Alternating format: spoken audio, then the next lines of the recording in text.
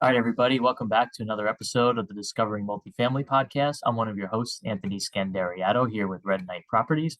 And today, here we have a special guest with us, Jim Tannehill, and he's the CEO of Empire Operating Systems. He's been an entrepreneur for over 10 years. He's certified in a bunch of different, um, you know, systems to grow your business, as well as a lot of different coaching aspects of different businesses that are in various different stages. Like I said, he's the CEO of Empire Operating System. And what we're going to talk about today is, obviously, if you're an active real estate investor, it's very important to have systems in place, whether that's for property management, for project management, for generating leads, if you're trying to find motivated sellers that have, apartment buildings that you're looking to acquire, or any other type of real estate, or even finding a buyer for maybe a property that you own. It comes down to, having the right mindset and figuring out, how your team and your systems are going to be in place. And that's what Jim helps his clients with. So definitely looking forward to the conversation, Jim. Yeah, thanks for having me. I appreciate you having me on the show. Great. So can you talk us, I gave you an intro. Can you talk a little bit more about that and, what you're seeing, real estate investors do and utilizing your software and your system? Yeah, so I'll give you a quick background of why Empire was created, and then I'll go right into how we see investors using it today. Sure. So Empire was created a couple years ago by our founder and chairman, Eddie Wilson.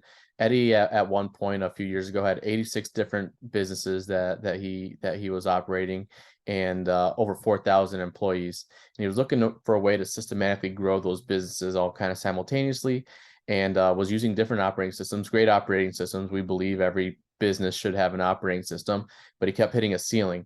So he went out, learned all these different operating systems, and then what he ended up doing was taking all the stuff that he really liked from them and taking some of his own methodology and ideology and putting it together. And in 2019, Eddie was able to exit 76 of those businesses for $1 billion plus in revenue. And obviously not just because the operating system, right? The operating system is great, but Eddie also is a huge visionary and does some fantastic things. But that's where the proof of concept came from. Eddie wrote Empire as a legacy play to he's got three boys, to let them know, hey, this is how your dad built his empire. And the more he talked about it in his inner circle, the more people wanted to know, hey, Eddie, we want to know how to do this too, right? So that's when it became a product, and when we really started talking to the world about it. One of the businesses that Eddie owns and operates right now is called Think Realty, and they have a lot of different subscribers. They have a magazine. They actually have a meetup in Houston, and they'll have one in Tampa later on this year. So we're very in tune with what's going on in the real estate world and the real estate market. And with our system or with a system, everyone wants to know how to pivot. If it's a down market right now, if it's a good market, or if it's kind of a static market. And the way we say to know how to pivot is by having your systems and processes and procedures in place. Because if you don't have those things documented in place, then you can't really pivot to something, because you're going off of emotion and feeling versus data. So we want to help we want to help investors, real estate investors, create data-driven decisions and not just based on emotion. So that's really the emphasis of what we're doing today with the real estate market. Right. No, that's really important. So, where are you seeing, at least right now, you mentioned the type of market that we're in, obviously that's very debatable, early Q1 of 2023, or late Q1 of 2023. Where are you seeing most real estate investors, where are you seeing their pain points right now, and how is your software and your system helping them grow? Or is it really, are a lot of real estate companies still in growth mode, or they're trying to manage what they have, and kind of get through the next couple of years or so? What are you seeing? Yeah, the people that are being a little bit more aggressive are growing. There's some people that are still a little fearful, that are kind of static. And the reason that some of the companies that we work with are able to be more aggressive is because they're making those decisions based on data, where the ones that are kind of static, they don't really know how to pivot or where to pivot. So the ones that we're seeing growing, it's just a different type of lead. We're so used to so used to getting, foreclosures and different things like that. But once that kind of turned off, and they stopped foreclosing on houses in a lot of different areas because of COVID. And I think they're starting to pick up a little bit now. But when those leads turned off, a lot of people, they didn't know where to go because they're spending a ton of marketing dollars into those channels. So a way to pivot from that is to look at the different marketing efforts and the marketing channels that you have, and don't just be so individually focused on that one channel, to where when it goes away your business dries up, right? You need to be able to look at the different channels and see where you can pivot. And the second thing, one of the biggest things that I've seen is when they're dispoing and the properties and getting them to retail buyers, is buying down their interest rate points, being aggressive like that. People aren't still fully aware of the power that does, and how that allows a retail buyer to purchase your property. So, looking at your leads and not getting stuck in just one channel, and doubling down on that. Like, obviously, if you have a channel that's very successful, use it, but also understand that at some point, and we never know when that channel is going to dry up, to have different channels to use, and then look at some creative exit strategies on how there still can be a win-win for both you, the buyer, and if you have investors in on the deal. Yeah, that's awesome. And you definitely need a system to track all of the things you just mentioned. What about for someone in the startup phase of real estate, in their real estate investing journey? How can they, I'm sure they're trying to figure out, their team. And what would you recommend for someone starting out to, you know, whether it's to get, your systems in place from the start, or, because a lot of people don't have, their team really fully built out. So how would you kind of advise them on that from the beginning? Yeah, so we always say in startup mode, you want to have a predetermined amount of time, money, and resources allocated to your startup. Otherwise, you can get 10 years down the road and still continue with a startup that's not making money. So there's a couple things we really want you to be aware of. We want you to realize, like, your cash flow pro forma, build out a simple cash flow, like, this is how much it's going to cost, this is the amount of time I think it's going to be, and then kind of build your business off of that. It's really hard to get process and systems in place, especially when you're brand new, because you can build them out for ideal state, but you have no idea how it's actually going to work for you until you really get in it. So we don't want to spend a lot of time. We do want to spend some time thinking about how do I want to frame this conversation? How is it going to work? But then at the same point, like, you really need to just dive in and have those conversations, and then start building out your process from there, because you have to have a little bit of a mess first before you can really dial in and build those things out. So I'd really just make sure that, we understand we're playing the long game here. So we have a certain amount of time that we're able to allocate, and say, hey, in 6 months, if it's 6 months, in 6 months, I want to have my first deal. I want to have these different resources and this energy. Otherwise, I'm going to have to relook at my strategy. And a lot of that comes down to what your cash flow is, and to what you're able to actually do. So again, what we really emphasize is we want to make data-based decisions, and to have that, even to have those small points of data, to at least understand, like, this is where I'm at. These are the resources that I know that I have, whether they're free or whether they cost something. And by this time, I need to be making this amount. Otherwise, I need to relook at my strategy and see if I need to pivot, and what else I need to do. So along with the software, obviously you do coaching. Are you kind of working hand in hand with the clients in both those respects to make sure, okay, you're on the system, but where are you today, and what are your KPIs moving forward, and how can you help them maintain or grow, or, like you said, in some cases, pivot? Yeah, yeah. So we do work hand in hand with clients if they want it, if they need it. Our goal is, we don't want a company, a business owner, to be so dependent on a coach or someone in their business that stifles their growth, right?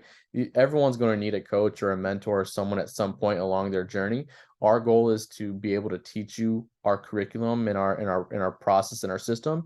And if you wanna lean on us, great. We have coaching that goes along with that. We have a fractional COO program. We have our own certification that will come in, and you'll come in and we'll teach you for 2 days how to do this. And then if you want additional support, we're there. But our goal is for you to be able to be independent and run through our system and our curriculum without you having to need us at some point. That's our vision, because if you're in growth mode, if you're in scale mode, you can't wait 30, 60, 90 days for a coach to come in and to get your team caught up, especially if you're hiring, 5 to 10 people a month. You can't afford to wait that time for a coach to come in. So our ideal is to teach you, teach a man give a man a fish, you feed him for a day, teach him to fish, and you feed him for a lifetime. That's the concept that we try to bring forth. Like, we'll help you and give you that fish so that you can eat. But then our goal is to teach you how to fish, and then you be independent of us. Right. And how long does that usually take, especially for, let's say, a new real estate investor trying to grow out their business? And, when do you let the fish off the hook? Yeah, so and again, it's all dependent on how well you grasp in the team you hire, because the team you hire is very, very important to the success of the business, right? So usually a company's in startup mode for about a year, understanding where they're at, what their goals are, tweaking things, and then we get into, we talk about 5 phases. For us, we talk about 5 phases of business. So there's startup, perseverance, viability, scale, and succession. Usually you're in startup mode for about a year, and then when you get into perseverance, that's typically where most of the companies and businesses hire us, is when they're in perseverance. And that journey is, again, another like it can be 8 to 12 months, depending on how well you grasp it and how quickly you're able to move through there. You move through perseverance by really getting your process and systems and things into place. So that's usually where we come in, and we help along that journey for 8 to 12 months. We can help. Obviously, there's some that are shorter, some that are longer. And then when you get into viability, like that's up to you. Viability should be the goal of every business. Every business should strive to get to viability and to be a successful business. Not everyone should go to scale. That's you only go to scale if you have a purpose and if you're willing to leverage all your time, money, and resources again. So once they get to viability, if they want to get to scale, then that's when they re-engage us again, and we kind of help them and talk through the different things that they'll need to get to that point. So typically we see a lot of people wanting to use us and us to kind of hold their hands through the process in perseverance and in scale mode. Once they get to viability, then usually we're kind of hands off until they're ready for that next step. Right. And so what would be the next step? Just kind of maintaining their processes and always trying to improve on them. Well, Yeah, there's the next step from viability. There's three different ways that companies can scale. First way is just to become more efficient, leaning out their processes and dialing in. Instead of only converting at the standard 30%, what if we're able to get your conversions to 40, 50%? Like, that's going to cause an uptick and cause you to scale. The second way to scale is, horizontally, is to add an additional product or service to your core customer, to where you can continue them through that journey. That's a more simple way to scale. And the last way to scale is to enter another vertical. And that's going to take a lot of time, money, effort, resources, because it's brand new. You got to do some research and development and really understand what's going on there. So those are the three different ways. They engage us if they want to be more efficient and just scale their efficiency. They engage us if they want to scale horizontally and add new product or service and see what that looks like. And then vertically, when they enter a new vertical, that's when they're engaged with us a little bit longer, because there's a lot of time and effort that goes into that and understanding what happens there. yeah, no, that makes a lot of sense. How can my audience find you as we wind down the show, learn more about you, connect with you? What would be the best way for them to do that? Yeah, so I have a site. It's jimt360.com. And if they were to go there, it has all my socials. You can schedule a call with me. It has all my socials. It has every podcast that I've been on. All my website, all my information is there. You can send me an email there too. So it's jimt360.com. GMT360.com. Great. And we'll put that in the social media descriptions as well as on the show notes on iTunes.